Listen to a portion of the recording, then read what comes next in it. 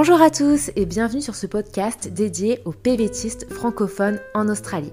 Moi c'est Maëlo, je suis blogueuse sur l'Australie, j'ai vécu 3 ans à Brisbane et je suis tombée amoureuse de l'Australie et depuis quelques années, mon job c'est d'aider les PVTistes et étudiants à réussir leur expérience en Australie. J'ai mon blog, mon compte Instagram et ma chaîne YouTube qui s'appelle Maëlo Easy Knows où je partage ma propre expérience de l'Australie, mais ce podcast, c'est un format qui est dédié à donner la parole aux autres PVTistes qui ont des expériences différentes de la mienne et qui sont donc des histoires tout aussi intéressantes à écouter.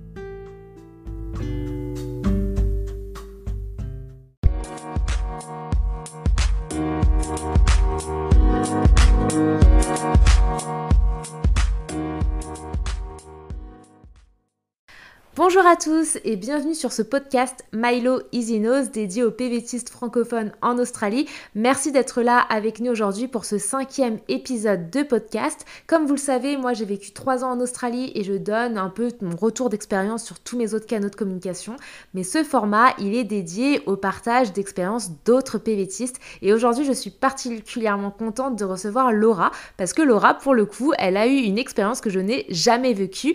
Laura, elle est stripteaseuse en Australie, elle a commencé en topless puis maintenant elle est stripteaseuse. Elle est basée à Brisbane et je suis très contente de l'avoir avec nous aujourd'hui parce que le monde du striptease, il a beaucoup de clichés autour de lui et donc Laura va nous raconter un petit peu comment elle en est venue à travailler dans cette industrie, un petit peu les bons côtés, les moins bons côtés d'être stripteaseuse et surtout elle va déconstruire avec nous les clichés qu'on peut avoir du striptease et de cette industrie. Donc bienvenue Laura, merci d'être là. Merci de témoigner, merci de partager ton expérience avec nous.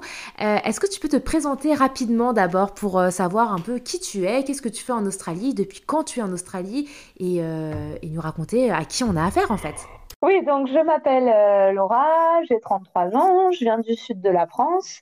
Je suis arrivée le 21 février de l'année dernière, donc juste avant le Covid, en Australie, dans le Queensland, pour lequel j'ai fait en fait toute mon année 2020 dans le Queensland et mes fermes. Donc, je suis revenue à Brisbane début janvier. Après avoir commencé au mois de novembre, ouais, quelque chose comme ça, sur Cairns, une activité de topless. Alors pourquoi j'en étais déjà arrivée au topless? Parce que c'était un moment où j'avais besoin d'argent. J'étais vraiment très à court. Euh, et j'avais des copines qui avaient attaqué ce job-là et une autre qui faisait aussi du striptease sur Cannes. Donc je me suis dit, bon, bah, pourquoi pas tenter. Je vais expliquer après le lien du topless au striptease, mais Ok. ça a son importance comme début. Euh, donc en fait, je vendais des tickets de loto à on va dire des ouvriers. Et c'était un métier payé $80 de l'heure. Tous les vendredis avec un minimum 2 heures quand je venais.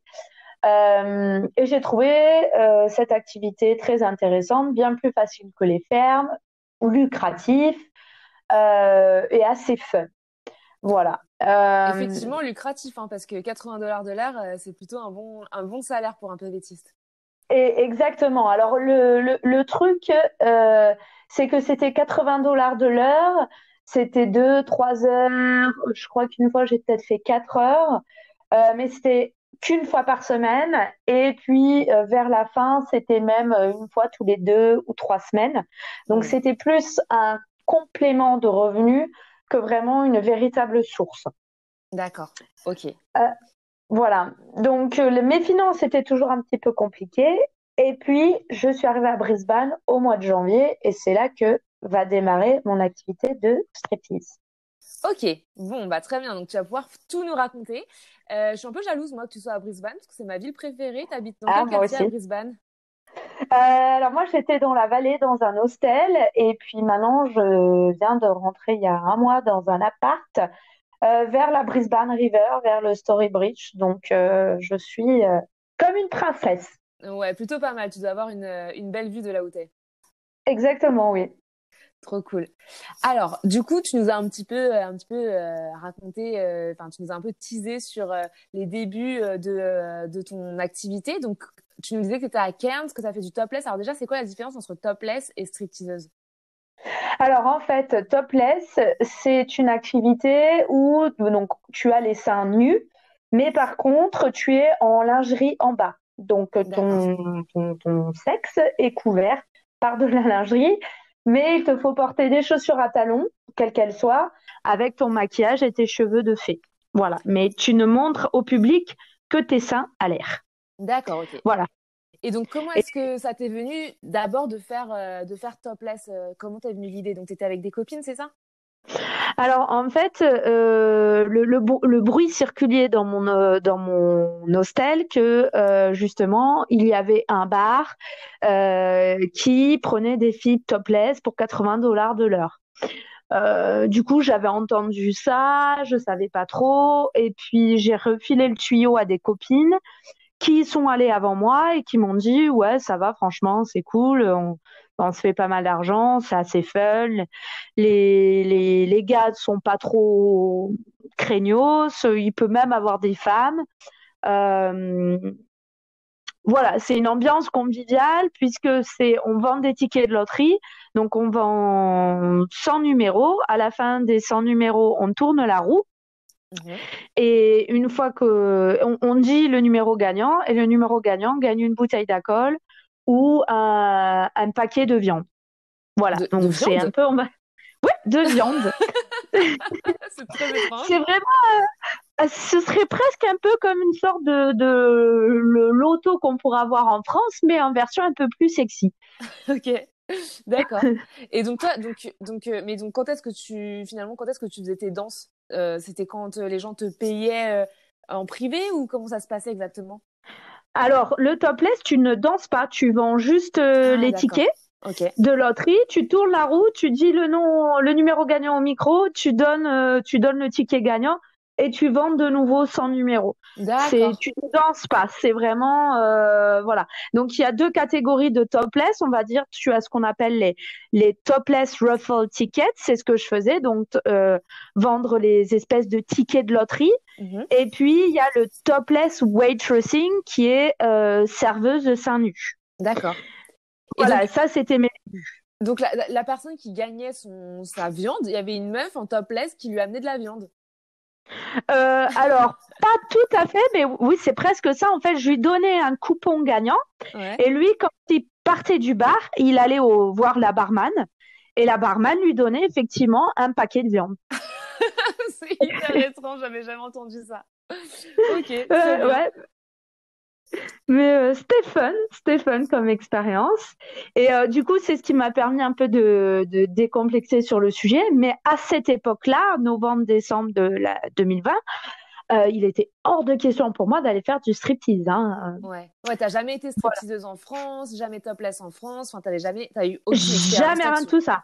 Ok. Ah non, non, pas du tout. En plus, j'étais assez critique sur le sujet. Moi, le striptease dans ma tête, c'était hyper glauque, c'était plus ou moins de la prostitution. Enfin, vraiment, j'avais vraiment tous les clichés en tête. Voilà. Après, donc, en décembre, j'avais des copines qui étaient stripteaseuses que je suis allée voir, histoire de pas mourir bête en Ouais. tant que cliente.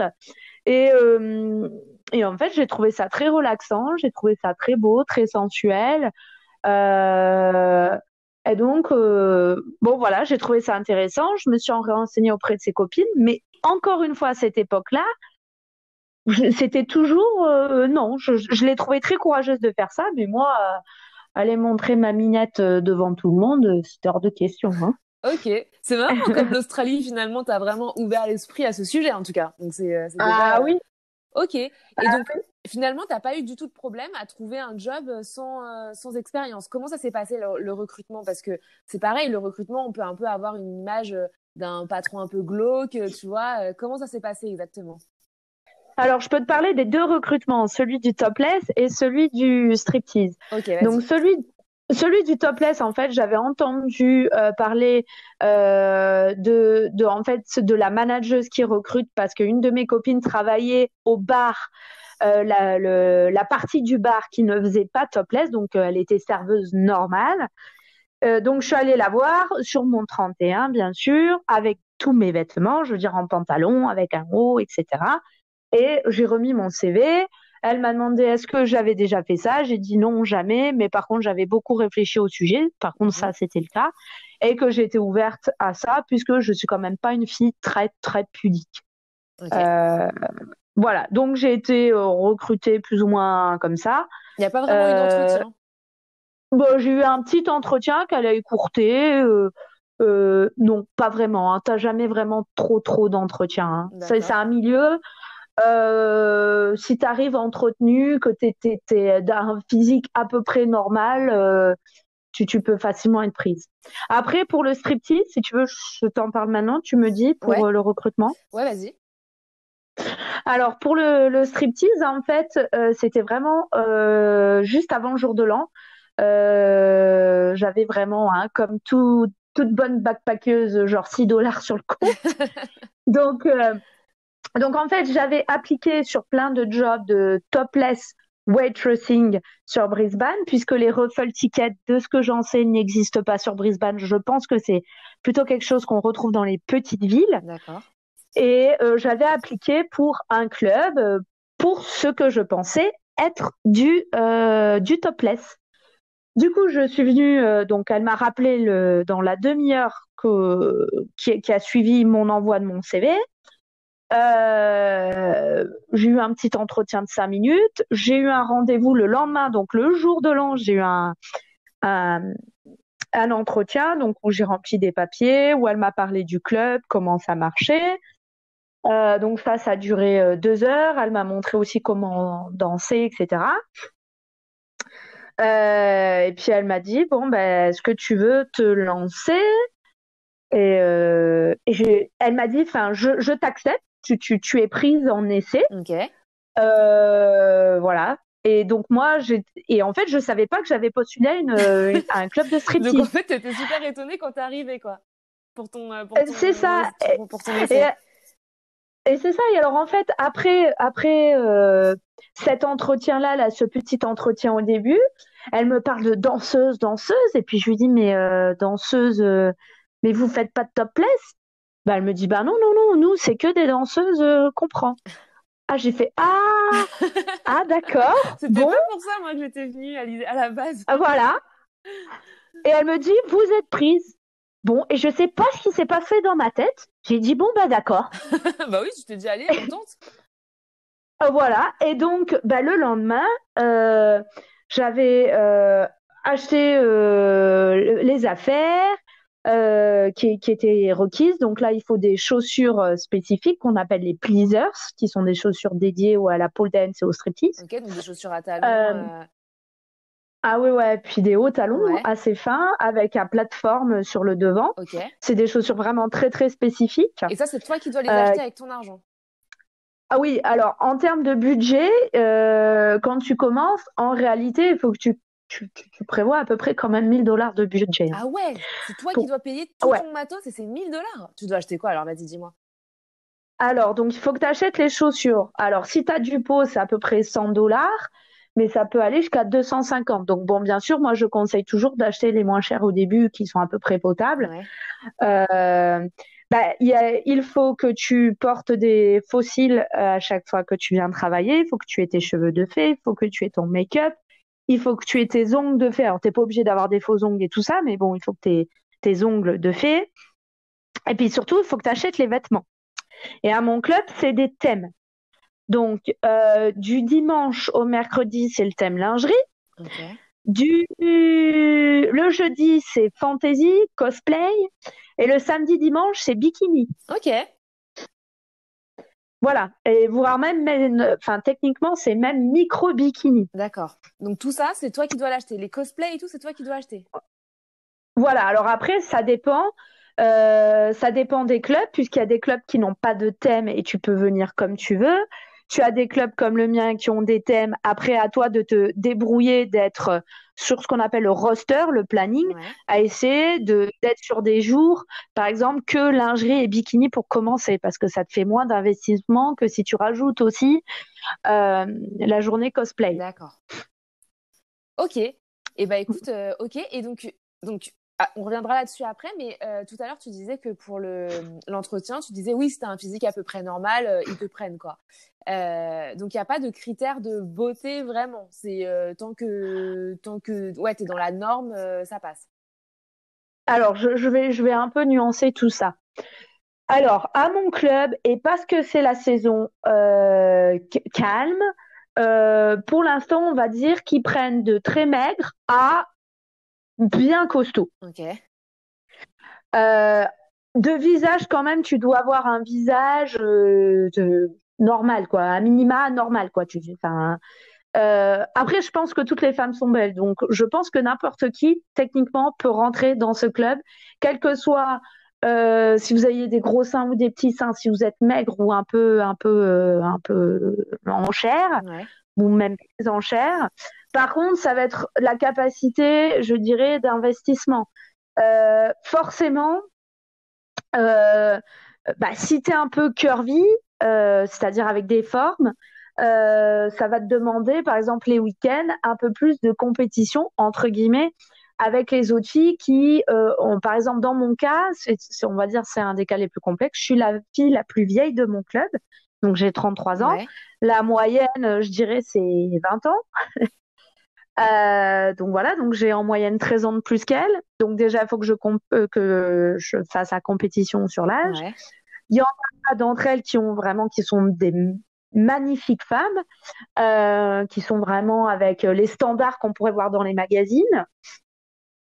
Mais pour autant, donc voilà, moi j'ai une taille fine, mais j'ai des hanches larges, j'ai des fesses, j'ai des gros seins. Voilà, je fais pas non plus 20 ans. Bon, je fais un peu plus jeune que mon âge, mais je fais pas non plus 20 ans. Et c'est possible. Et j'ai vu des filles bien plus en forme que moi, puisque bon, moi je fais 1m68 pour 67 kilos. Ok. Voilà, à peu près. Euh, et tu peux toujours, mais ça va te demander plus d'efforts et plus de temps. Ouais. Et voilà, parce que en termes de vêtements, il faut quand même que tu choisisses. C'est pas les vêtements de monsieur et madame tout le monde. D'accord. Ok. Ok. C'est pas la lingerie de madame tout le monde. Ok. D'accord. Et donc, avant de commencer, quelles étaient tes appréhensions principales? Forcément, t'étais un peu stressée, j'imagine. Ah, mon Dieu, tu peux pas imaginer comment j'étais stressée les 3 premiers jours. Ah, mon Dieu, alors horrible, horrible. J'en dormais pas de la nuit. Mais quand je te dis malade, malade, je m'en suis rendue malade. Attends, Hein. là, on parle bien de Et stripteaseuse, hein, pas de topless. ah oui, Horrible. oui, D'accord. Ok, vas-y. stripteaseuse. Ah, j'étais stressée de fou. Ah, moi, alors me dire, je vais aller. Alors autant je suis pas pudique, autant me dire, je vais aller montrer, tu vois, ma foufinette à tout le monde et écarter les jambes. Il y a une autre dimension, tu vois. J'avais la trouille et puis au bout de 3 jours à peu près, tu commences à avoir une sorte de dissociation. Ouais. Euh, et en fait, tu bascules et tu dis, OK, ça, c'est pas mon corps que je pourrais utiliser dans ma vie réelle avec des vrais gens ou dans ma sexualité. C'est ton corps au travail, tu vois, et D'accord. c'est plus la même chose. Ça, c'est la première chose à noter. La seconde, c'est que, bon, en tout cas, à mon club, dans l'ensemble, je dis bien dans l'ensemble, et on pourra parler après de la clientèle si tu veux, mais bon, dans l'ensemble, ils sont respectueux et sympas. Ils vont pas t'envoyer bouler en te disant, oh mon Dieu, t'es trop moche, ou t'es trop vieille, ou t'es trop grosse. Ils vont souvent te donner un petit peu des excuses, genre, oh, je suis plutôt blonde, ou alors, oh, j'ai envie de rester seule avec moi-même et méditer. D'accord. Voilà, et ça, c'est des petites astuces qu'ils te donnent pour te dire que t'es pas leur type de filles. Et puis bon, une fois que tu t'es montré à poil 150 fois, bon bah tu te rends compte que finalement on a tous des seins, on a tous un sexe féminin, on a tous une paire de fesses et puis bon finalement il n'y a pas de grande différence quoi. Ok. Donc là, maintenant, t'es complètement à l'aise. t'as plus du tout d'appréhension à aller voir les clients, etc. Alors, encore une fois, je vais dissocier parce que je dissocierai trois choses. Tu as ce qu'on appelle la danse en stage, donc comme tu pourrais avoir une danseuse normale sur une scène avec une ou deux ou trois ou quatre barres de pole dance. Tu peux être toute seule. Moi, à mon club, la plupart du temps, on est seul. Tu as des clubs, tu peux être trois, voire quatre, voire plus en même temps. Ok. Hein, par exemple, Sydney, c'est beaucoup plus. Euh, donc ça, c'est un exercice. Tu as des clubs où tu es juste topless à un certain moment, un certain nombre de chansons. Le mien, c'est deux chansons avec en lingerie, par exemple. La troisième, tu enlèves le haut et à la quatrième, tu enlèves le bas. Ok. Ça, c'est sur la scène. Après, tu as les danses, ce qu'on appelle les lap dance. Ouais. Les lap dance, c'est les danses privées, où là, tu vas être totalement nu et puis ça va être une danse beaucoup plus rapprochée de ton client, qui a la possibilité, et là encore, ça dépend des clubs, de te toucher. D'accord. Par exemple, à mon club, ils peuvent toucher les seins et une partie, on va dire, l'extérieur des fesses. Ils ne peuvent pas toucher l'intérieur des cuisses, ils ne peuvent pas toucher le vagin et ils ne peuvent pas toucher en dessous du nombril. Et ils doivent se positionner d'une certaine manière dans le canapé. Il doit avoir toujours 40 cm d'écart entre nos deux organes génitaux. Ok, waouh, je savais pas que c'était aussi réglé, quoi. Il y a beaucoup de Ok. règles. Il y a beaucoup de règles. J'ai entendu parler que dans d'autres clubs, il peut y avoir, alors je sais pas si c'est une rumeur, j'ai cru entendre qu'à la Gold Coast, tu pourrais apparemment toucher le vagin. D'accord. Tu pourrais toucher, bon, voilà. En tout cas, l'extérieur. J'ai eu entendu dire que dans certains clubs, le gars peut t'embrasser. Ok.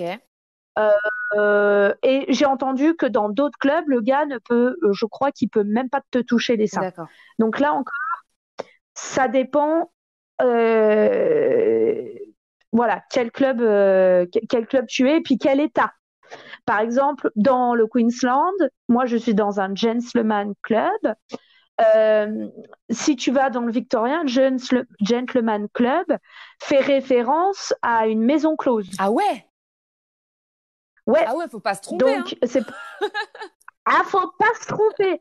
Et c'est pour ça que nous, il y a des clients des fois, ça arrive dans tous les clubs qui bien sûr essayent d'obtenir plus. Faut savoir que ça c'est pour ça que c'est très réglementé en réalité. Hein. On fait pas ce qu'on veut parce que on risque la prison. Hein. Si on donne nos coordonnées, nos vraies coordonnées, notre vrai nom, si on donne ce genre de choses. Même techniquement faire la publicité de ce qu'on appelle des brothels, les maisons closes, techniquement, on n'a pas le droit. Et ça peut aller loin, on peut risquer la tôle. Okay. Donc, on fait pas. Ok, ouais. On fait pas. Donc oui, donc tu disais qu'il y avait trois choses à dissocier. Il y avait donc le lap dance, la scène et le troisième.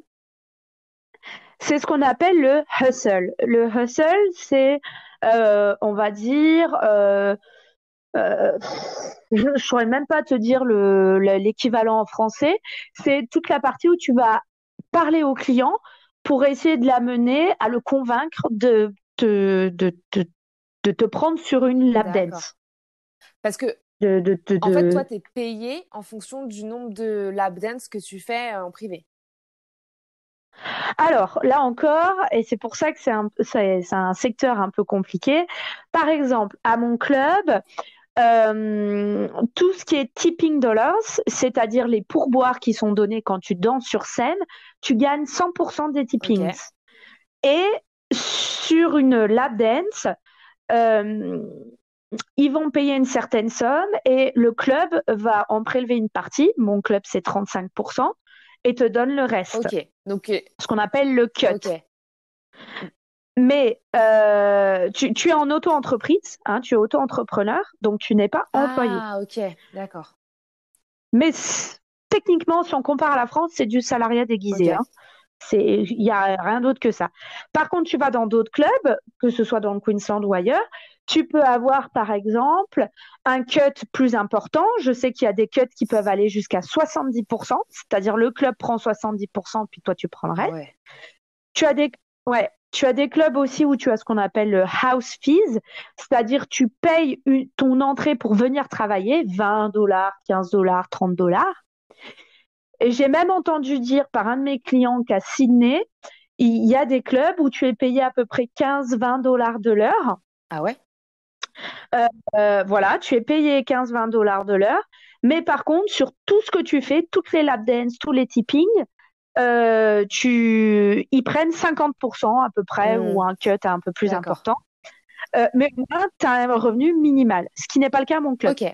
Parce que ça a l'air, le plus intéressant, ça a l'air d'être la deuxième option, de payer un fees pour rentrer. Et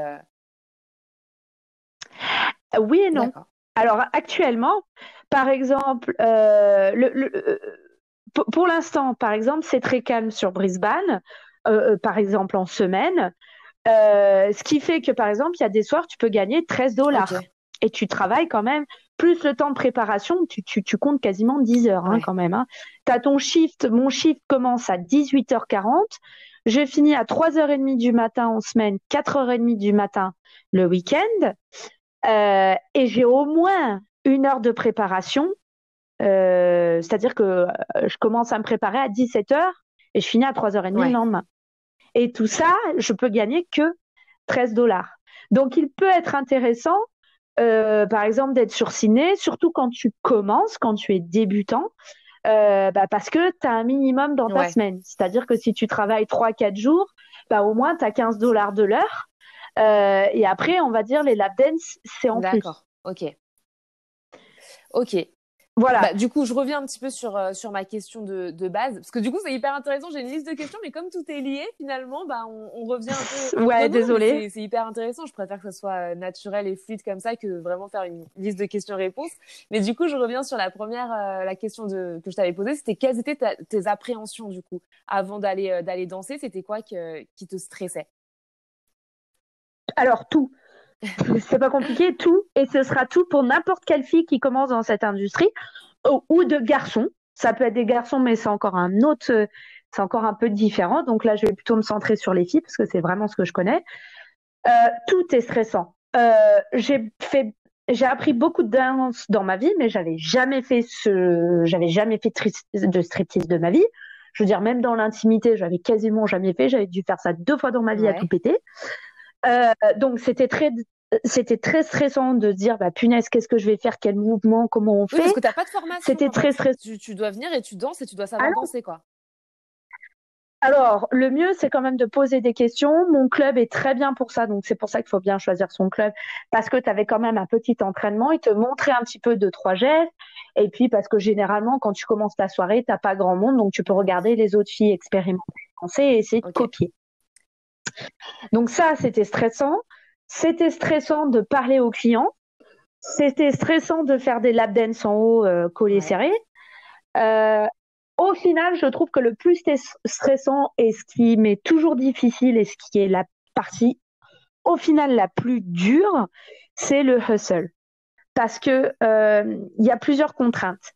La première, c'est la barrière de la langue. Même si mon anglais a bien évolué, je reste française, ça reste quand même pas ma langue. La musique est extrêmement forte.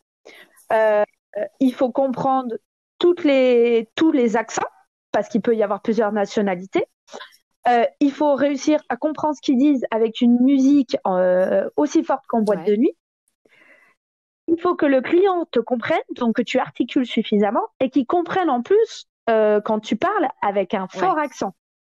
Parce que mine de rien, à part quelques exceptions, nous les Français, et encore je suis considérée par les autres nationalités, par exemple les autres backpackers me considèrent comme une Française avec un petit accent, mais je reste avec un accent à couper au couteau. Comparativement à un Allemand ou à un Néerlandais, j'ai un accent à couper au couteau.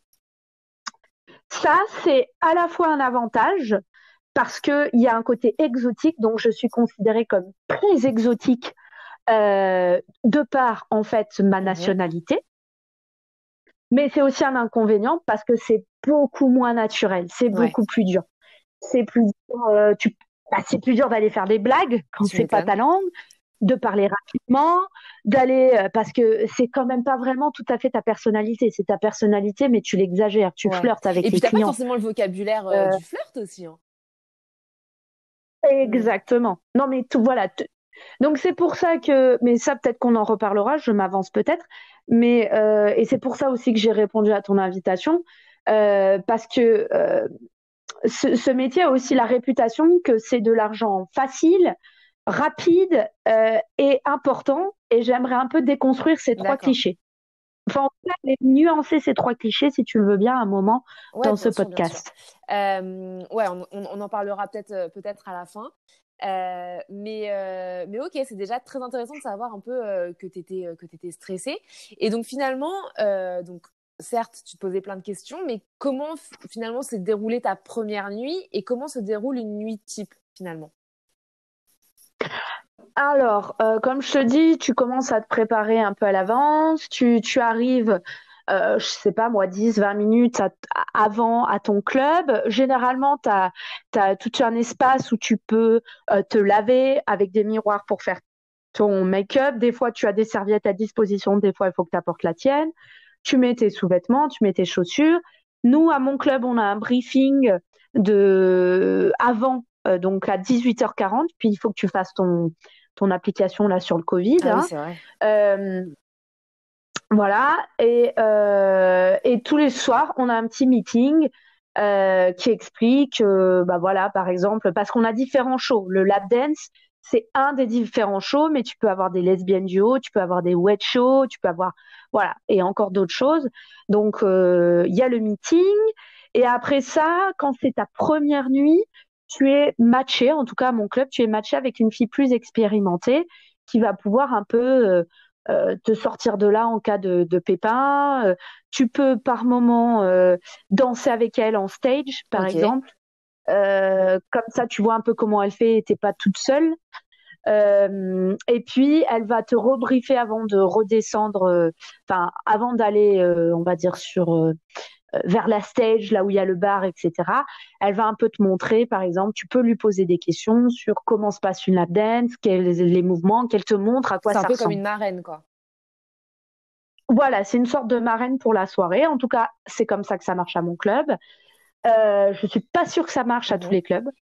Euh, et puis, ben, après, tu te lances. À un moment donné, tu passes en scène, tu essayes de copier, tu essayes de parler aux clients. Et, et, et voilà. Et puis ensuite, bah, tu fais ta première lap dance. Nous, il y a des étages à mon club. Donc, voilà, à l'étage, tu fais tes lap dance. Et puis tu vas t'améliorer au fur et à mesure, quoi. Au début, tu peux pas être tu peux pas une déesse, tu peux pas être une déesse grecque, Ouais. quoi. Hein. Tu peux pas danser. Je veux dire, même si tu as fait de la pole dance Ouais. avant, c'est encore différent. La pole dance, c'est vraiment une activité sportive et artistique. Tu as moins la dimension sexy. Euh, T'as pas la dimension tu te déshabilles. Voilà. À certains clubs, tu peux choisir la musique, sur quoi tu vas danser. D'autres, tu peux pas. Et donc, Euh, une lap dance, ça dure combien de temps? alors, une lap dance, ça dépend des clubs. Tu as des clubs qui peuvent durer 5 minutes. Il y en a d'autres, c'est une chanson, 10 minutes. Moi, c'est simple. À mon club, ça peut aller jusqu'à Ah 24 ouais? heures. 24 heures avec un client Ouais, en privé, quoi. ouais. Mais alors, bien sûr, dans ces 24 heures, tu vas pas faire que Mhm. danser, hein. Mais moi, le premier soir, j'ai eu un booking d'1 heure. Comme en plus, moi, j'étais pas très à l'aise de discuter, j'ai dansé littéralement pendant 1 heure. Et c'est épuisant. Bah oui, tu m'étonnes. Voilà. Mais par contre, j'ai perdu du poids, ça c'est cool. Mais attends, mais tu fais quoi pendant 24 heures avec le mec? Enfin, donc tu dis, vous mangez ensemble, vous discutez, enfin. Ouais, alors nous, ça s'appelle la Girlfriend Experience. C'est 3 heures, 9 heures ou 24 heures. Tu es dans une espèce d'espace relativement privatisé parce qu'en fait, rien n'est privé. Tu as ce qu'on appelle un contrôleur qui va s'assurer que tu es en sécurité et que le client ne dépasse pas les limites euh, établies par le club C'est et un peu par ton la garde loi. du corps, quoi. C'est un peu exactement mon Ok. garde du corps. Même si ça ne t'empêche pas de toi aussi mettre les limites. Mhm. Voilà, par exemple, t'as des filles qui autorisent que le gars lui mette la fessée. Il y a d'autres filles qui autorisent pas, et puis tu as des degrés de... Voilà. Donc voilà, c'est un espace privé où tu peux regarder Netflix, tu peux jouer aux jeux vidéo, jouer à des jeux de société, t'as de la conso au bar qui est inclus dedans, tu peux consommer Uber Eats, tu vas danser pour lui, tu peux discuter avec lui, tu peux lui faire un massage du dos, il peut te faire un massage du dos, s'il aime tes pieds, qu'il est un peu fétichiste, il peut masser tes pieds. Ok. Voilà. Tu peux faire la psy, tu peux faire à peu près tout ce qu'il veut tant que ça dépasse pas les limites, c'est-à-dire pas de bisous, pas de sexe et pas de toucher du vagin. Mais vous sortez pas du club, vous restez 24 heures dans cette enceinte. Oui, alors après, il peut sortir, aller fumer, il peut aller faire un tour et revenir, je suppose. Mais oui, techniquement, il reste 24 heures dans Et le donc, club. ça coûte combien une lap dance ou 24 heures là avec une fille? Alors, ça dépend énormément des clubs. Donc, déjà, tu as ce qu'on appelle le strip pool. Le strip pool, c'est un striptease billard, un billard striptease. Donc, à chaque fois que le client met une boule dans le trou, t'enlèves un vêtement. Et à chaque fois que c'est toi qui en mets une dans le trou, tu remets un vêtement. Ça peut être 50 ou ça peut être $100 de ce que je sais entre les différents clubs. Ensuite, les lap dance, c'est très compliqué. Moi, je peux te dire à mon club ce que c'est et je sais que les prix varient énormément. Ça peut être genre moitié moins. Ça peut être quasiment le double de ce qu'il y a à mon club. Donc, 1 heure, moi, c'est $350. Une demi-heure, c'est 170. 20 minutes, c'est $130. On fait rien en dessous de 20 minutes, techniquement. Voilà. 3 heures, c'est 1000 à $1 500. Et 24 heures, je crois, c'est $11 000. Ah ouais, $11 000. Ah ouais, mais donc t'as une clientèle ultra riche, quoi. Oui et non. Alors, dans mon club, dans le Queensland, un gentleman club, c'est un club un peu plus fancy, c'est un club un peu plus chicos. Hein. Mais il faut pas oublier que tu as quand même des clubs où c'est 5-10 minutes. Donc, tu peux payer peut-être 30 ou $50 pour avoir une lap dance. Bah donc justement, raconte-nous un peu comment ils sont les clients. Alors, les clients, ça dépend, je dirais, tu as 3 types.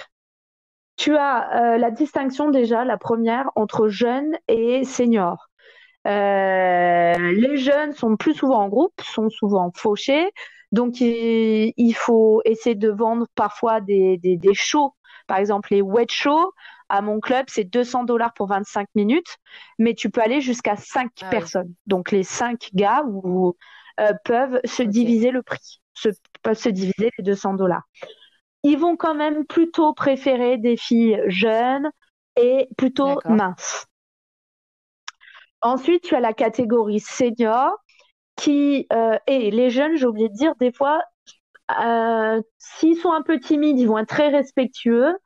Et puis, s'ils sont en groupe ou un peu plus, ils peuvent être plus difficiles à gérer parce qu'ils veulent souvent dépasser les règles. En groupe, tu essayes un peu de faire ton coq, quoi. Ouais, mais même pas forcément qu'en coq. Je veux dire qu'en groupe, même seul, il peut essayer de faire un peu son coq, essayer de savoir te demander ton numéro, ou vouloir être ta copine, ou vouloir du sexe. Donc voilà, ils vont en tout cas plus oser. Et puis ensuite, tu as les seniors qui généralement ont écumé les clubs. Hein. C'est rarement des premières fois pour eux. Souvent mariés, pas toujours, mais souvent mariés. Et donc voilà, ils vont être plus open pour ça. Alors, je pense que ce sont plutôt une clientèle qui va dans des strip clubs plutôt que dans des brothels, peut-être probablement parce qu'ils sont mariés. Et ils ont un peu plus d'argent, ils vont être un peu plus attirés, à part s'ils sont un peu pervers, limite un peu pédophiles. Ils vont souvent quand même être être attiré par des filles un peu plus âgées, qui ont un peu plus de conversation et des filles avec un peu Ok. plus de forme. Et donc, tu disais qu'il y avait des clients qui étaient un peu pervers. T'as déjà eu affaire à ce genre de clients? Alors, on va arriver à la troisième catégorie. Je m'excuse d'avance. C'est une partie un peu qui peut s'avérer un peu raciste, mais c'est un fait. Ce n'est pas, alors je mets beaucoup de pincettes dans ce que je vais dire.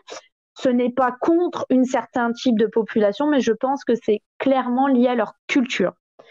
Et ce sont les personnes provenant Ok. de l'Inde.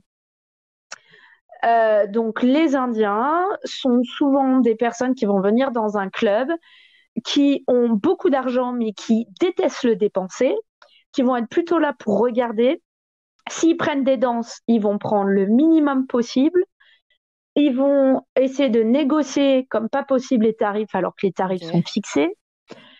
Et malheureusement, et ça c'est une constante pour avoir discuté avec toutes les filles de mon club, et donc ça fait plus d'une cinquantaine de filles, plus le turnover, donc je pense que j'ai déjà parlé à pas mal de filles, plus les autres filles que je connais dans d'autres clubs et dans d'autres villes, c'est une constante qu'on retrouve partout. Et ce sont des personnes qui, dès qu'ils peuvent dépasser une limite, D'accord. ils le font. Et voilà, et vraiment, eux, la distinction entre stripteaseuse et pute, et là je l'emploie à dessein, est très mince, voire Ok, inexistante je dans leur vois. tête. Et donc c'est encore un autre type de clientèle qu'il faut savoir gérer et qui est pas toujours simple. Et c'est souvent avec eux qu'on a Et donc, eu des soucis. comment tu gères les soucis, justement, quand tu as des clients qui abusent ou avec qui t'es pas à l'aise? Alors moi, la première fois que ça m'est arrivé, c'était justement avec un Indien. J'étais pas à l'aise. Moi, je suis une fille dans la vraie vie qui a beaucoup de facilité à dire oui, beaucoup Ok. plus de mal à dire non, à part au travail. Et j'étais pas trop à l'aise, j'étais pas confortable et j'ai pas trop osé dire non ou trop insister, etc. Maintenant, c'est quelque chose où je serai beaucoup plus sèche et beaucoup plus stricte. Je pense qu'aussi ça se Ouais. construit avec le temps. Et puis ça dépend de ta personnalité. Si c'est une fille qui sait déjà très facilement dire non et poser les limites, alors j'ai envie de dire que ce genre d'attitude n'arrivera presque pas ou sera Ok. tout de suite stoppé.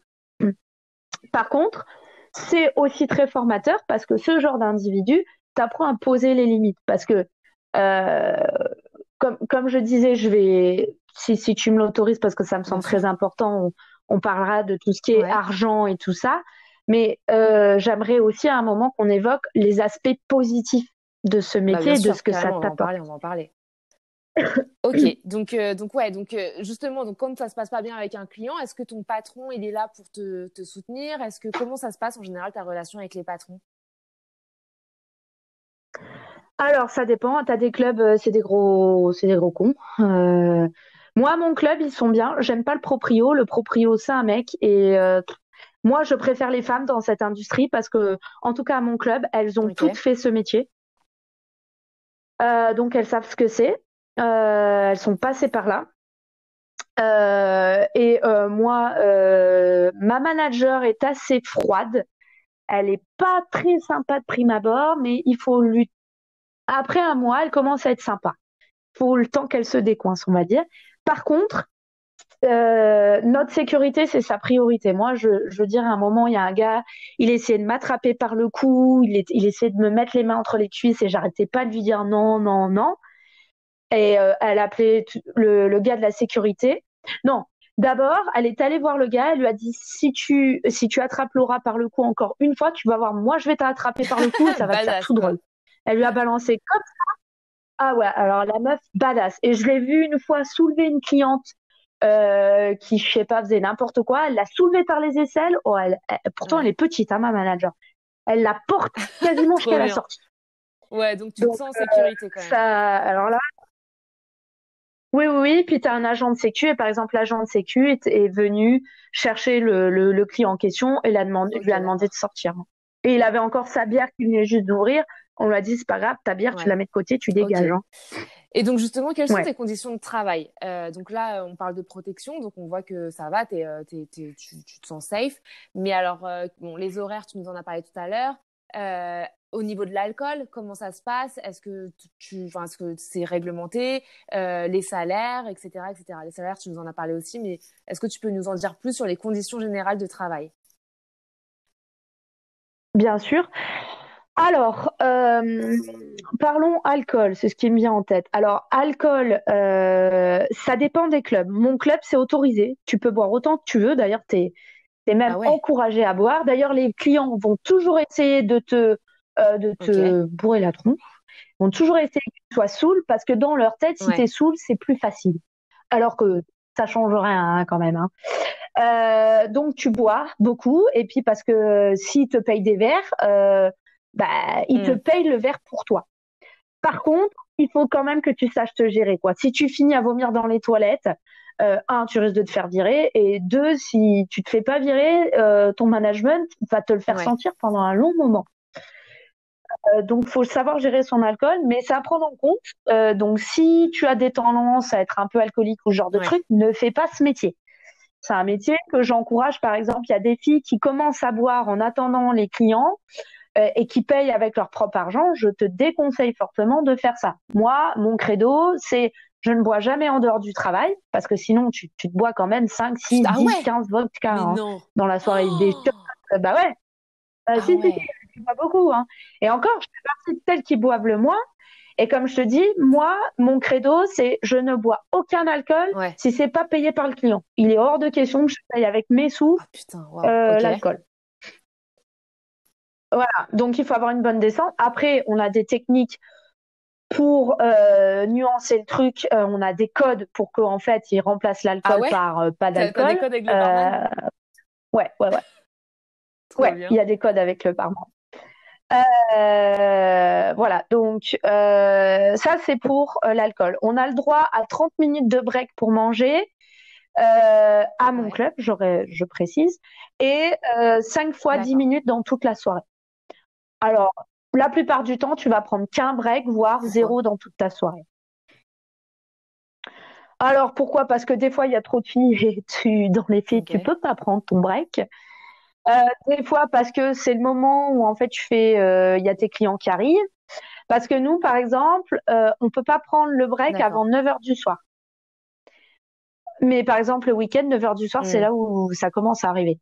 Et donc, tu as envie de perdre de l'argent, puisque comme tu es à ton compte, surtout si tu as fait des mauvais soirs dans le reste de la semaine, ok, t'as je pas trop vois. envie.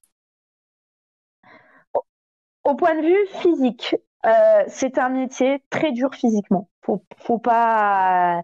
Alors, si tu as fait tes fermes avant, ça aide, hein, mais c'est pas le même genre de muscles qui sont sollicités. Hein. Tu as mal au dos, tu as mal aux bras, tu as mal aux épaules, tu as mal aux Ah, jambes, ah tu es ouais? couverte de À cause bleu, de faut du le pole savoir. dance?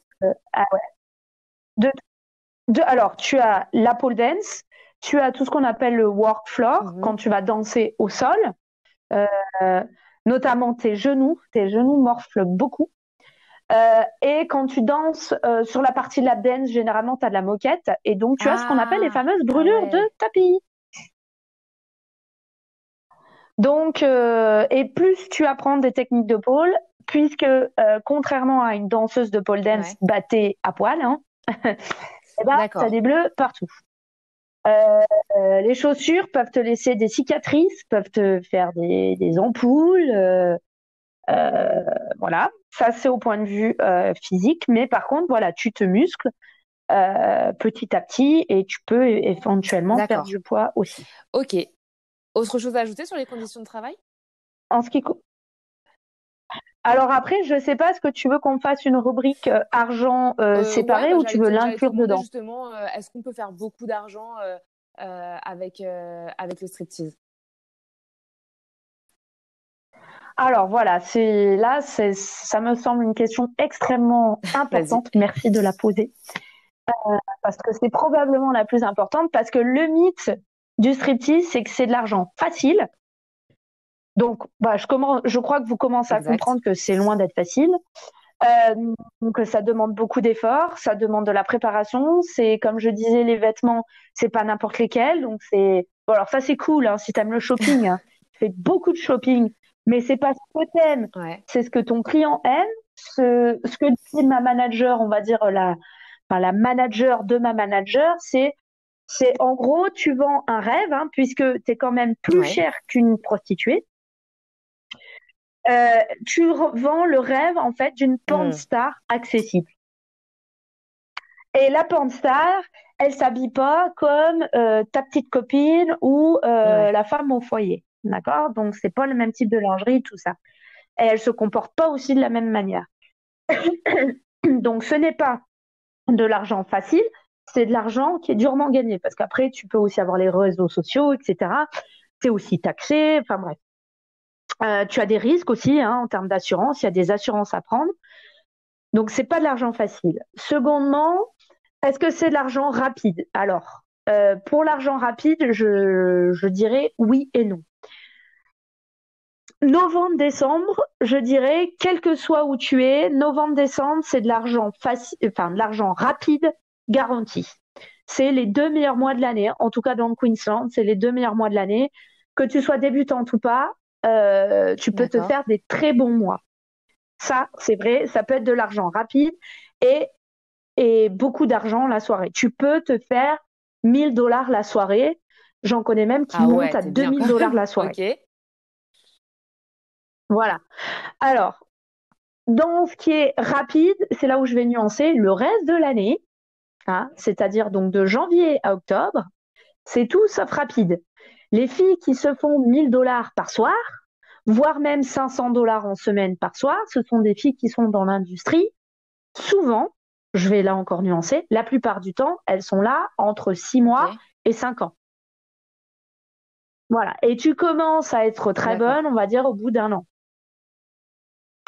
Donc, ça dépend. Après, moi, je connais une fille qui a intégré 3 mois en arrière. Le premier mois, elle faisait pas des bons chiffres et à partir de janvier, elle fait $10 000 par mois.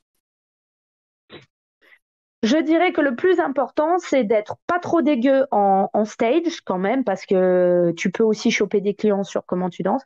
Mais surtout, le plus important, c'est si tu as la tchatche ou pas, et si tu arrives à un peu flirter, à faire un peu ta crucruche, parce que c'est un peu quand même. Et voilà. Et puis, si tu arrives à faire un peu ta fille un peu mignonne ou quoi, et tu as différentes techniques. Celle en question, elle arrive et elle perd pas du temps à discuter. Elle discute 5 minutes, elle demande si une danse, le gars il veut pas, elle se casse. Et comme ça, elle fait tout le monde. Et sur le lot, elle fait sur de la quantité, par exemple. Voilà. Mais quand même, si tu es une fille, on va dire lambda, c'est-à-dire normale, c'est pas de l'argent facile. Si t'es pas au mois de novembre ou décembre et si t'es pas un canon de beauté avec un physique waouh, que t'es normale en tout point, que t'es plutôt mignonne, que t'as un corps à peu près normal, ça va te prendre du temps. C'est plutôt une industrie où soit il te faut un boulot à côté et tu peux apprendre petit à petit parce que les clubs te demandent, par exemple, moi, mon club, tu es obligé de travailler 3 soirs par semaine. Tu as d'autres clubs, c'est 2 soirs. Voilà, donc ça peut être un complément. Et puis, tu apprends petit à petit. Et puis, au début, c'est pas très grave si tu touches pas d'argent parce que je sais pas, moi, tu fais tes fermes à côté ou que sais-je, de l'hospitality à côté. Mais si tu veux de l'argent rapide et que tu n'as jamais fait ce métier dès le début, j'ai envie de dire que quand même la moyenne, ce sera pas rapide. Ce sera pas rapide. Mais par contre, dans une soirée, moi, mon record, je crois pour l'instant, dans une soirée, j'ai fait, je crois, $860. D'accord. Voilà.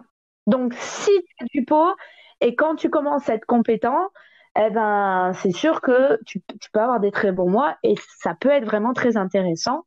Mais il faut faire ce métier pour l'argent. Ne nous le cachons pas, surtout en tant que backpacker. Mais pas que. Mais j'attends la prochaine question sur ça, sur et avant de ce que passer ça sur ça, t'apporte. justement, tu dis en tant que backpacker, la plupart de tes collègues, c'est des backpackeuses, des étudiantes, des Australiennes, des étrangères? Alors, la majorité, c'est des Australiennes. Tu as quelques étudiantes. Alors, tu Ouais, as des Australiennes étudiantes, hein. Tu as, tu as, tu as, tu as pas mal alors, je dirais Australiennes en top 1, ouais, en top 2, étudiants, enfin étudiantes. Et en d'accord. dernier, backpacker. Alors, j'ai entendu dire qu'il y a certains clubs qui n'aiment pas les backpackers parce qu'ils restent pas longtemps et c'est plutôt un métier où quand même, plus tu vas rester longtemps, plus tu as de la chance aussi d'avoir des clients réguliers qui viennent te chercher toi et seulement toi D'accord. et ils veulent une danse avec toi. Ça, c'est plus tu restes longtemps dans le club, plus tu as des chances d'avoir des réguliers.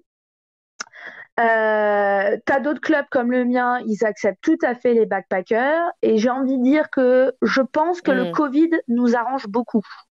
C'est-à-dire qu'ils ont beaucoup moins de filles dans les faits, tu as beaucoup moins de diversité de nationalités, je dirais, je pense, qu'avant le Covid, puisque bah, comme tu le sais, on est passé de ouais, 140 000 backpackers à 40 000. Tu as moins d'étudiants, tous les étudiants asiatiques et tout ça, tu as aussi quand même plus aucun étudiant de d'autres nationalités qui sont rentrés depuis un an. Donc il y a quand même beaucoup ok. moins de filles qu'avant le Covid, Ouais, tu mais tu m'étonnes. as moins de clients aussi, Ok. hein. Et donc, on en vient à la question, qu'est-ce que tu aimes dans ce job? Qu'est-ce que ce job peut t'apporter? Alors moi, je trouve alors bien sûr l'argent, je mets de côté, hein, c'est pas, il faut pas se leurrer, on fait ce job pour gagner une grosse quantité d'argent relativement rapidement. Euh, L'autre chose, je trouve que ça t'aide énormément, mais énormément sur ta confiance en toi, tant Ok. psychologique que physique. Nous, les filles, on a toujours tendance à se trouver trop grosse ou trop maigre ou oh, j'aime pas mon sourcil droit ou oh, mes seins sont trop gros oh, ou mes lèvres de mon vagin sont trop grosses ou trop petites ou que sais-je. Nous sommes les championnes pour nous dénigrer et trouver tout Je un suis tas de totalement trucs d'accord. moches chez nous. Voilà, donc par exemple, moi, mon souci, c'est que je me trouvais grosse, je trouvais que mes seins ils pendaient parce que j'ai des gros seins, je trouvais que j'avais les fesses plates, j'aimais pas, justement, je trouvais que j'avais des lèvres trop grosses, je parle des lèvres du bas. Euh, voilà, ça c'était par exemple, j'aimais pas mes cuisses que je trouvais trop grosses, bon bref. Et puis en fait, très vite, bah, tu commences à dire que tout ça, c'est du bullshit, c'est du n'importe quoi. C'est ce que les magazines t'ont appris. Et surtout aussi, la France, on est extrêmement dans le jugement, beaucoup plus que par exemple Mhm. le United Kingdom, beaucoup plus que voilà l'Écosse, l'Angleterre, l'Irlande, qui sont beaucoup plus open à différents types de corps, par exemple.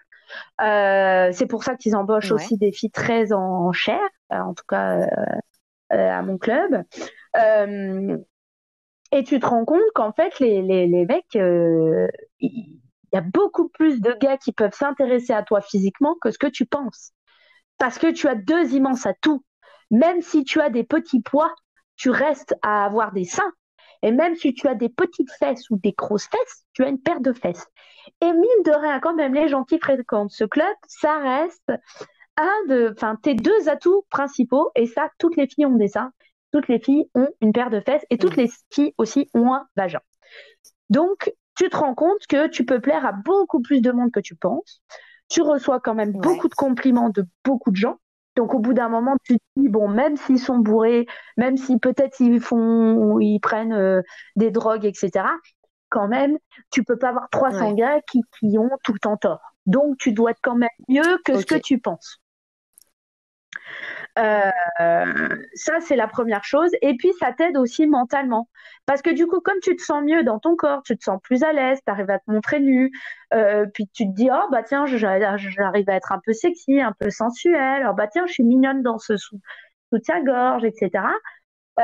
Finalement, mentalement aussi, je sais pas, tu vas te trouver mieux, puis tu vas être beaucoup plus ouvert d'esprit.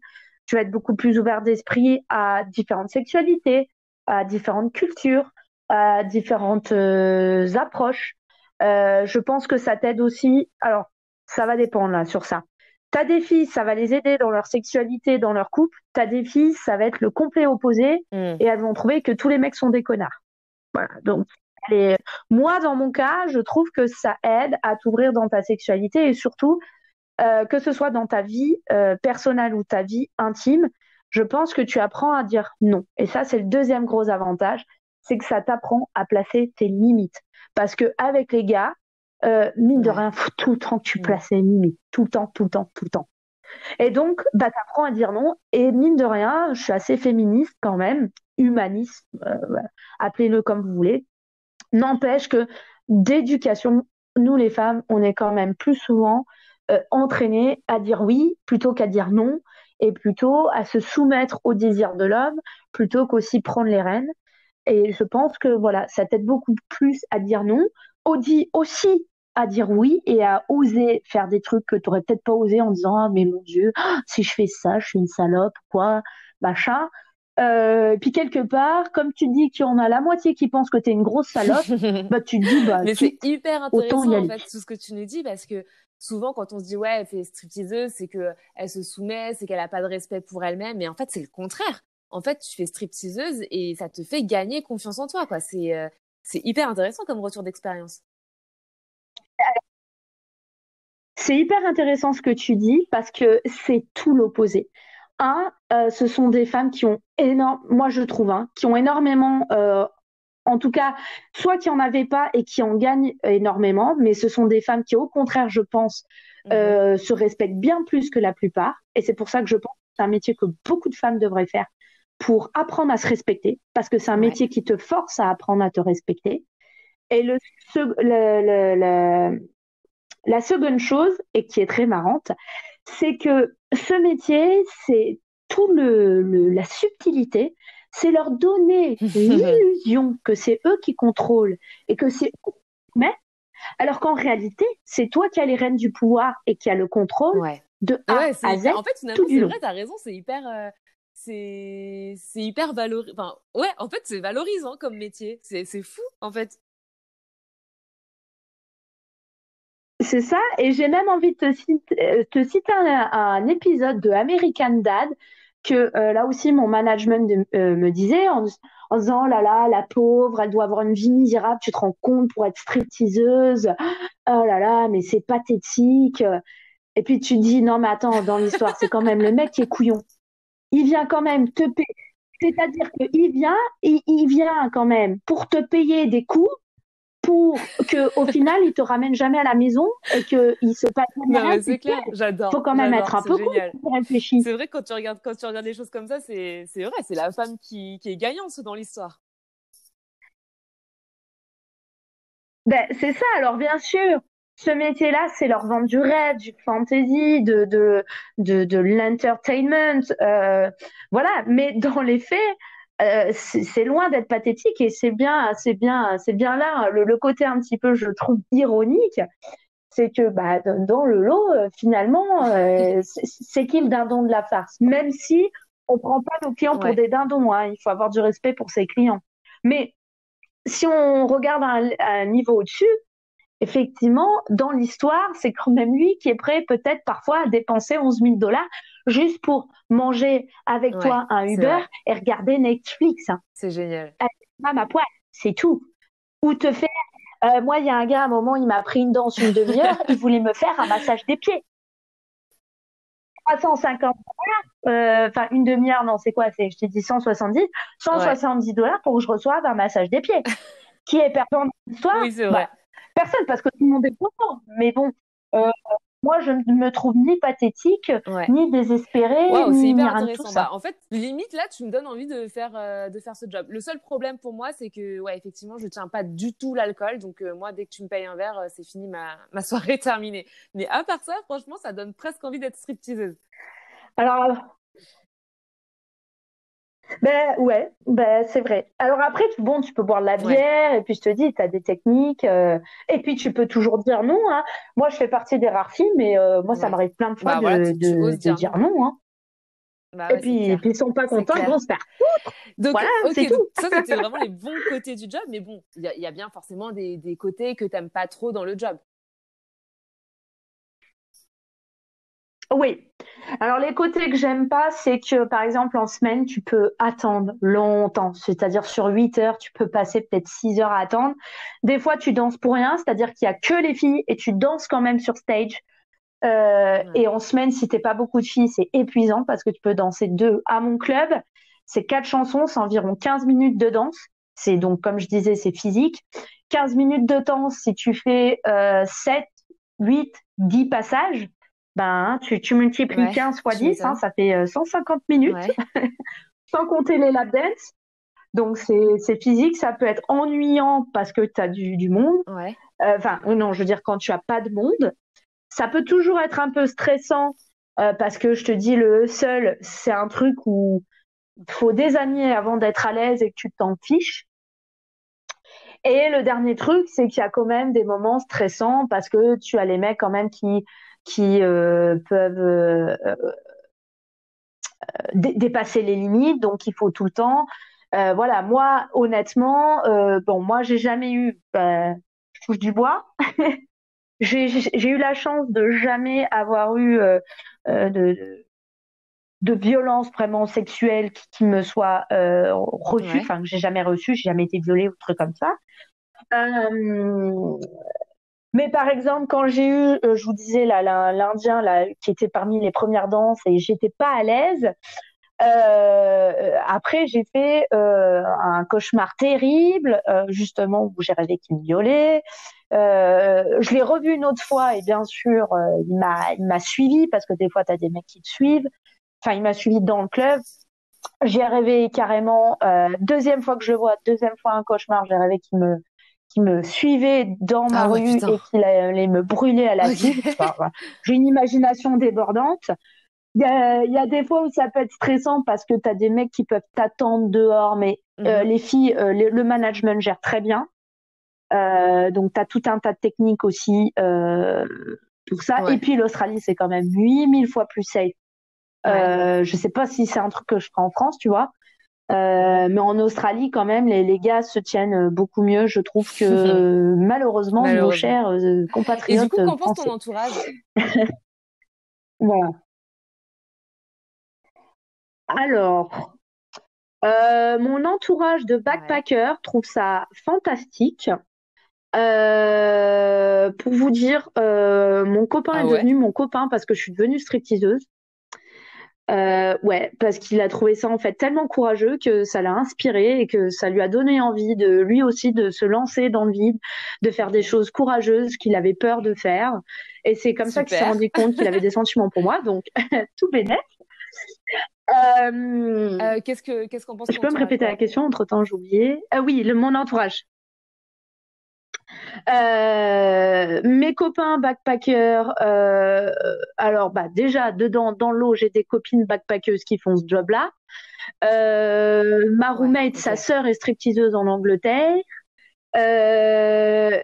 Ils trouvent ça super, fantastique job. Aucun a priori négatif. Pour ce qui est des amis en France, j'ai que quelques personnes au courant. J'ai quelques amis garçons qui, bien sûr, l'ont très bien pris. Mes deux meilleures amies filles, une d'entre elles, j'avais très peur qu'elle le prenne très mal parce qu'elle était très, très contre tout ce type d'industrie. Tout ce qui est sex worker, elle était vraiment extrêmement contre parce que pour elle, c'était l'exploitation de la femme. On en a beaucoup discuté. Au final, elle était plutôt très stressée. Elle avait peur que j'aille plus loin, c'est-à-dire que je passe de stripteaseuse à prostituée, par exemple. Elle avait peur qu'il m'arrive quelque chose. Mon autre meilleure amie, c'était un peu ça. Et pour ma famille, personne n'est au courant, à part ma mère je lui ai dit que je faisais du topless, mais je ne lui ai pas dit que je faisais du striptease. Elle a un peu tiqué. Oui, c'est vrai. Mais bon, elle me dit, maintenant, tu as 33 ans, tu fais ce que tu veux. Est-ce que je suis fan du truc? Non. Je lui dirai peut-être un jour, c'est-à-dire dans très longtemps. Oui, peut-être. Mais je pense que la réception à l'égard de ça est quand même de manière beaucoup plus froide. Et j'ai des filles qui ont découvert, enfin, dont les parents, des copines australiennes, dont les parents ont découvert ça. Et il y en a où ça s'est très bien passé, il y en a où elles se sont carrément fait mettre à la porte du jour au lendemain, notamment par les pères. C'est quand même du foutage de gueule parce que dans l'eau, il y a une fille dont le père, elle sait, fréquente les strip clubs et pourtant elle a la trouille de lui dire parce qu'elle a peur justement. Donc voilà, c'est souvent les pères qui réagissent. Bon, les mères ne réagissent Ouais, pas bah bien, bah alors les c'est les pères petites apparemment princesses quoi réagissent qui deviennent encore plus mal. stripteaseuses, ça doit être difficile pour eux. Ben, c'est ça, c'est-à-dire que c'est quand même beaucoup lié à la prostitution dans beaucoup de, Ouais. de, de pensée, d'esprit. Et puis, on est catégorisé sex workers, mais c'est quand même, on, on va dire, on est dans la Mm. première phase des sex workers. Parce que effectivement aussi, ce qui est dur pour eux, c'est que s'ils Ouais. apprennent qu'ils peuvent te toucher. Voilà, par exemple, moi, si je devais dire à ma mère que j'étais stripteaseuse, Ouais. je ne vais pas lui dire que les garçons pouvaient me toucher les seins. Je vais juste lui dire que Ouais. j'étais toute nue et voilà, ils m'ont vue de très près. Je suis pas sûre d'aller à toutes les étapes. Donc ça, c'est une étape plus, D'accord. je pense, beaucoup plus touchy, notamment par rapport à tous les D'accord. clichés, Ok, et ben tout ça. écoute, hyper intéressant. Franchement, merci beaucoup pour tous ces détails. Vraiment, on a eu l'impression d'être avec toi De pendant une rien. soirée type de ton job. Alors, notre objectif ici, c'est pas d'encourager ou de pousser les filles à faire du striptease, c'est juste de donner un point de vue de quelqu'un qui est stripteaseuse et qui, du coup, bah, peut vous avertir sur certaines choses et vous donner aussi les côtés positifs du job. Mais si jamais certaines, du coup, ont envie de se lancer dans l'expérience, est-ce que tu aurais, pour terminer ce podcast, quelques conseils à donner pour celles qui veulent se lancer?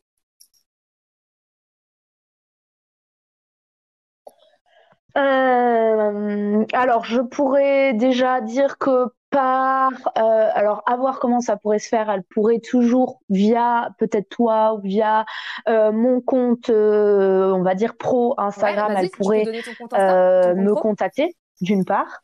Euh, ouais, c'est My French Lily, donc Ok, on le mettra dans la description. MYFRENCHLY. Voilà. Donc ça, c'est toujours possible.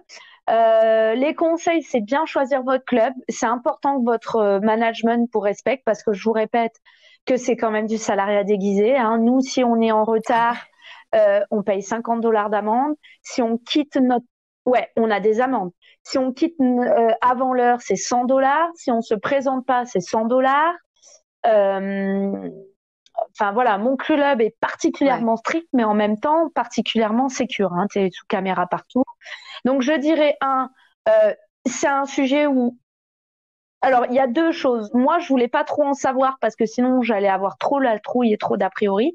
Mais quand même, dans l'ensemble, c'est un sujet où il faut avoir réfléchi dessus. Tu te lances pas demain. C'est-à-dire que, par exemple, si des filles écoutent ce podcast, je sais pas moi, dans une semaine, le Mm. lendemain, non, n'allez pas postuler. Il faut que ça travaille, faut que vous attendiez au moins plusieurs jours, quelques semaines avant de vous dire ok je me lance ou je me lance pas. C'est pas n'importe quel métier, c'est un métier qu'il faut réfléchir, parce que ça vient toucher à ta relation au corps, ta relation à l'autre, ta relation à l'homme, ta relation à la sexualité. Donc voilà, donc bien choisir ton club, bien réfléchir avant de te lancer et surtout pas oublier qu'il y a un budget et que ça Ouais. te demande énormément d'investissement en temps. Parce que comme je te dis, le make-up, les vêtements, les ongles, l'épilation Ah ouais. laser, parce que tu dois être épilé intégral de partout. Tout ça, c'est du budget, c'est du temps à prendre en compte. Tu dois être sur ton 31 à chaque fois que tu vas travailler. Si tu bosses 3 jours, tu as au moins un quatrième où tu vas t'occuper de tes réseaux sociaux, de tes achats, de tes ongles, de tes machins, de tes bidules. T'en as peut-être même un cinquième ou voire un sixième où il va falloir aussi que tu te Ouais. reposes entre-temps, surtout dans les débuts, parce que tu as mal partout. Donc en Voilà. fait, c'est un Et ça investissement aussi, te reposer financier, des un bleus et investissement tout ça. personnel, c'est un investissement mental aussi. C'est vraiment pas facile. Mais en tout cas, toi, t'en as plutôt une bonne expérience. Et Ouais, et puis aussi, ça t'apprend à prendre soin de toi, parce que bah, du coup, tu te forces à te chouchouter, et dans tous les aspects, c'est-à-dire tu te forces aussi à boire de l'eau, à essayer à manger à tous les repas, de manger équilibré, pas tant Ouais. pour la prise de poids ou pas, mais parce que c'est quand même un métier physique, donc il te faut de l'énergie, et que quand même, comme tu es dans ce milieu de Ouais. l'industrie, tu veux pas non plus ressembler à une bonbonne. Et ça t'oblige aussi à savoir tes forces et tes faiblesses. Moi, par exemple, je fais ce métier-là après Ça avoir t'a fait du changé. grading de bananes, où j'ai eu une élongation. Ah ouais. Et moi, j'ai commencé dans l'industrie avec une tendinite de l'épaule et une élongation d'un muscle du dos. Donc, d'autant plus que moi, je devais prendre soin de moi. Ça vous apprend aussi à vous prendre soin de vous, de votre physique, de votre mental. Et ça aussi, c'est bien. Et c'est aussi un Ok. conseil que je vous donne. Eh ben Buvez de écoute, on l'eau. va s'arrêter là. Franchement, un énorme merci. Le podcast est super long, mais c'est parce qu'il était super intéressant. Non, mais non, c'était génial. Moi, j'en ai appris Désolée. énormément sur le milieu. C'est vraiment, je vois beaucoup de filles qui se posent beaucoup de questions à ce sujet en Australie, et moi, je m'étais jamais vraiment. Enfin, si, j'étais intéressée par ce sujet, mais je m'étais jamais vraiment plongée dans le thème. Donc vraiment un grand, grand merci. Et puis bah écoute, j'espère que tu vas pouvoir continuer à t'épanouir dans ce métier. C'est quoi là tes projets pour la suite? Tu vas rester en Australie ou tu vas bientôt rentrer en France? Alors moi, j'ai prévu de travailler dans le striptease Ok, jusqu'à la fin de mon appart, donc jusqu'à fin juillet. Donc en tout, j'aurai travaillé de janvier à fin juillet. Et puis ensuite d'aller partir en road trip dans le Nord et peut-être c'est retourner là. sur Sydney Voilà, en tu te fais le plus de novembre-décembre thunes. puisque ça paye bien. Voilà, et que là j'aurai l'expérience et Et tout. après, Et tu donc rentres le en but c'est France de faire un et max t'en de profites, c'est ça? pépettes. Trop bien. Non, après je risque de faire Nouvelle-Zélande. Bon alors bien sûr tout dépend du Covid et peut-être Asie, mais bon entre-temps comme j'ai un copain allemand et qu'il parle pas français, que je parle pas allemand. Que sais-je, je ne saurais dire. Les plans changent tellement vite avec le Covid et même par rapport à l'Australie Et ben alors que là, je c'est ne peux vraiment pas une te fin graver ça dans le parfaite marbre. parce que ça reflète exactement la vie de PVTiste. On ne sait jamais de quoi sera fait le lendemain. Donc en tout cas, Ouais, peu importe si tu rentres en France, si tu décides de partir en Asie, en Nouvelle-Zélande ou quoi que ce soit, on te souhaite vraiment le meilleur. Encore un grand merci, c'était hyper intéressant. Et puis bah du coup, merci. profite bien de tes derniers mois en Australie. Fais-toi un max de thunes à l'automne prochain, enfin du coup le printemps prochain en Australie. Et puis bah du coup nous on te suivra sur les réseaux sociaux et voilà. Et donc encore merci et à très bientôt.